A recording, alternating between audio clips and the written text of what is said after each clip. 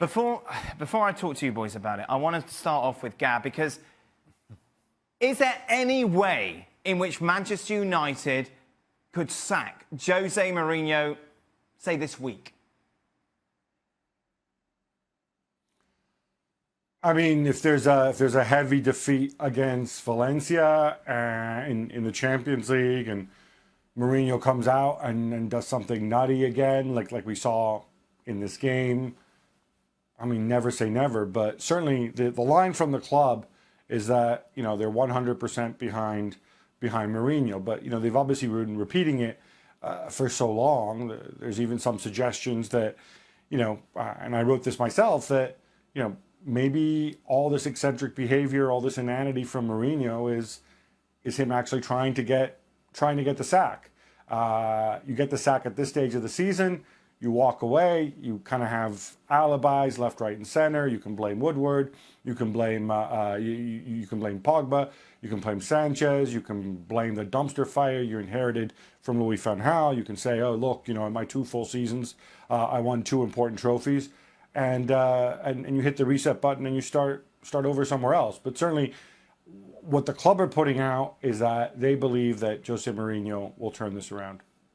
Have you seen anything, an ember, to suggest that he can, Stevie? Absolutely not. Listen, you know, we've been talking all the time about what's going on with him and Pogba off the field, and he says this and he's... You know, managers at the end of the day get the sack because of results on the field, right? Yeah.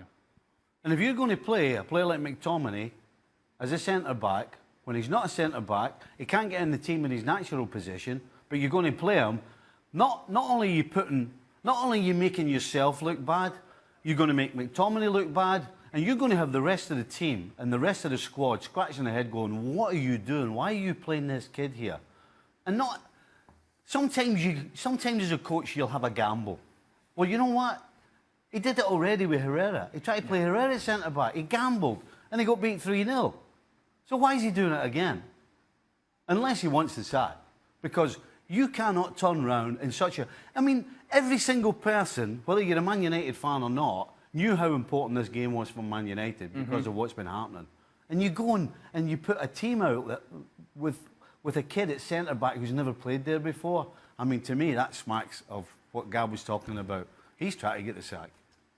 When you have a team that is, and I'm talking about the players in particular, that is fully disconnected from the manager, and this is the image that we see and is portrayed by Manchester United on the field, there is no coming back from that. Once the manager has lost the team, there is no rescuing it.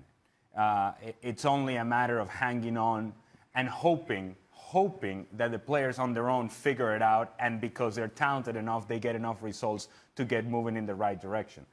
But there is a clear disconnect here. And we don't need to know exactly what the conversations are behind closed doors. You only see the performances on the field, and you understand that there is a real disconnect. That there's players going in this direction and the manager is going in that direction, and there is no intertwining of ideas here. Their goals are not common goals. Their aspirations are not common aspirations. And as it pertains for Jose Mourinho, this is so very similar to what was going on with Antonio Conte early on last season, where we sat here and we discussed it time and time again. It felt like he was begging, pleading to get fired, to be bought out. See you guys later. Take care. I leave you with this mess. I'm moving on to something else.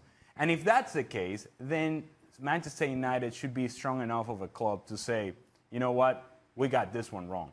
But in order for us to look into the future, that has to start earlier, sooner, rather than later.